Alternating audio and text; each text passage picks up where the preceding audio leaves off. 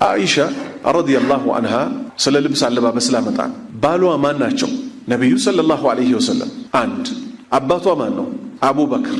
ሁለቱም ለሷ ምኖቿ ናቸው? ጸጉሯን ተገልጣ በህይወት ቢኖሩ መሄድ ትችላለች አይደል? ጥሩ። ነቢዩ ሰለላሁ ዐለይሂ ወሰለም የተቀበሩት እሷ ቤት ውስጥ ነው። አንድ አቡበክር አባቷም የተቀበረው እሷ ቤት ውስጥ ነው። ዑመር ኢብኑል ኸጣብ ረዲየላሁ ዐንሁ በቆሰለበት ሰዓት ልጁን አብደላን ይልከውና እናቴን አስፈቅዳት እዛ ቤት ልቀበር ብችል። የተረፈውን ቦታ አንድ ቦታ ነበር። እሷ ምን አለች? እቺን ቦታ ለራሴ ፈልጊያት ነበር ከአሚር አልሙእሚኒን አይበልጥም ብላ ፈቀደችለት። ዑመር ምኗ ነው ለሷ? እናቱ ከመሆኗ ጋር። በደንብ አስምርልኝ ይሄ እናቱ ከመሆኗ ጋር የሚለው። የምእመናን እናት የነቢዩ ሚስቶች ማን ሊያገባቸው ይችላል? ማንም አይደል? ሐታ ነቢዩ ቢሞቱ እሱ ከተቀበረበት ቀን ጀምሮ ጸጉሯን ተገልጣ አታውቅም። የገዛ ቤቷ ውስጥ ተቀብሯል እኮ ከአፈር በታች ነው። ዛሬ እህቶቻችንን ያቸው በደንብ ያቸው። ተው የተባለውን ነገር በጠቅላላ ማድረግ ይፈልጋሉ አይፈልጉም? ነቢዩ የረገሙትን ነገር በጠቅላላ ነው አይደል ማድረግ የሚፈልጉት? ለምን? የነብሶቻቸው ጠላት ስለሆኑ። የአላህ መልእክተኛ ሰለላሁ ዐለይሂ ወሰለም ምን ብለዋል?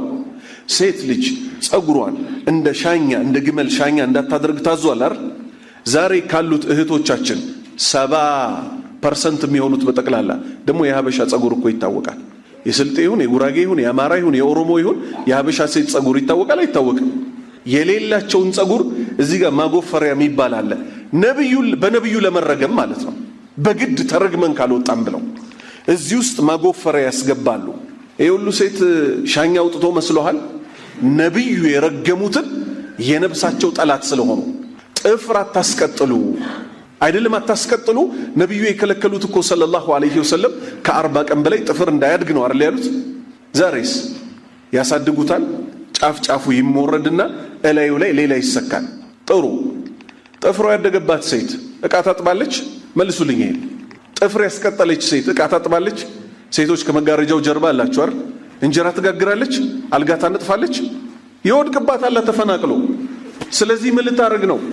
እናቷ እየሰራች ስራ በልጅነቷ እሷን ያሳደገችው ላይበቃት እሷ ቁጭ ብላ ፊልም ታያለች።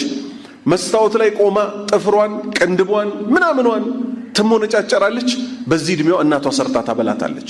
ቢሩል ዋሊደይን ላይ የታለች? ተውት የአቂዳውን።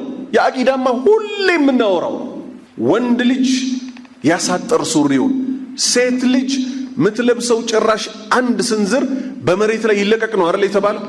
ሴቶቻችን ዛሬ ኒስፈሳቅ ይለብሳሉ አይለብሱ? ወንዶች አሳጥሩ የተባልንበትን ቦታ እነሱ ምን ያደርጉታል? እዛ ድረስ ያሳጥራሉ።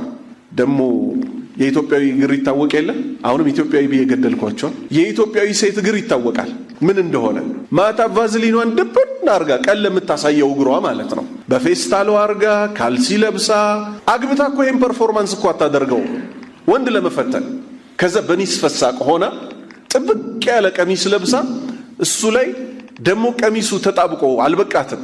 ከኋላ አንድ ይቀደዳል። ቅድ ደግሞ አለው። ደግሞ በጣም ከመጥበቡ የተነሳ ቀሚሱ አላራምድ ብሏቸው እንደ ዶሮ ኪን ኪን ኪን እያሉ ደግሞ መሄዱ አሉ። በደንብ ራመዳለው ካለች ደብ ብላ ኮብልስቶን ላይ ልትወድቅ ነው። ከዛ ያፊት አወቃችሁት? ያ ዱቄት ምናምን ከላይዋ መደረብ የሚገባት ጅልባብ ነበር አይደል? አባያ ነበር አይደል? ከላይ የሚደረበውን ትተው እነሱ ከውስጥ ሌላ ነገር ይደርባሉ። የስፖንጅ ጡት ማስያዣ፣ የዳሌ ጡት ማስያዣ ስፖንጅ፣ አሁንም የመቀመጫ ስፖንጅ፣ አሁንም የተረገመ ስራ እኮ የሚሰሩ ናቸው። በዚህም የተነሳ እጃቸውን አንስተው አላህን ይለምኑታል። አላህን አምፀሽ ነው አላህ እሺ የሚልሽ?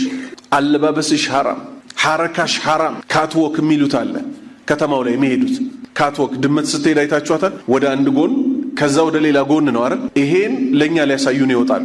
መጨረሻሽ እንዳይበላሽ ልብሽ እያወቀው ወንድ ፈትናለሁ ብለሽ ወጥተሽ አዳሜ በዱርዬ ወንድ ደግሞ ትገኝና መሬት ላይ ትፈራገጫታለሽ። እፈትናለሁ ያለ ሁሉ ይፈተናል። አሪፎቹን ይዋቸው፣ አሪፍነን ባዮቹም ማለት ወንድ ሆኖ እኔ ጭሱ እኔማ ምናምን ሲል የነበረው እንባ የምታስለቅሰውን ሴት አላህ ይሰልጥበታል አይሰልጥበት? ስንቶችን ያስለቅሳል። አንዷ ግን ስንቶችን ያስለቀሰበትን እንባ ታስተፋዋለች መልሳ። አንቺም በደንብ ስሚ፣ አንቺም ፋራዋ ማለት ነው። አራዳ የሆንሽ ቢመስልሽም በጥብቆ የምትወጪው ጡትሽ ስር ስፖንጅ አስገብተሽ አላህን ለማስደሰት መቼም አይደለም። ይሄ አለባበስ እነሱም እኮ ያውቁታል። እንዲህ ሆና ወጣ አንድ ሰዓት ሌላ ያጋጥማታል። ስልኳንም ያስሸጥ ምናምኗንም ያስሸጥ። ተጠንቀቂ ተጠንቀቂ። ይሄ የሰይጣን ግብረ አበር መሆን አያዋጣም። ሴቶች አለባበሳቸውን ሊያስተካክሉ ይገባቸዋል።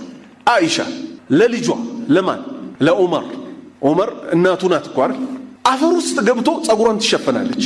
የዛሬዎቹ ግማሽ ድረስ ደግሞ ይከፍቷትና ግማሽ ድረስ ምንድነው ሙስሊም ነኝ ካፈተን ጠቅለል ብለሽ ግቢ ባላህ ዲን አትጫወች።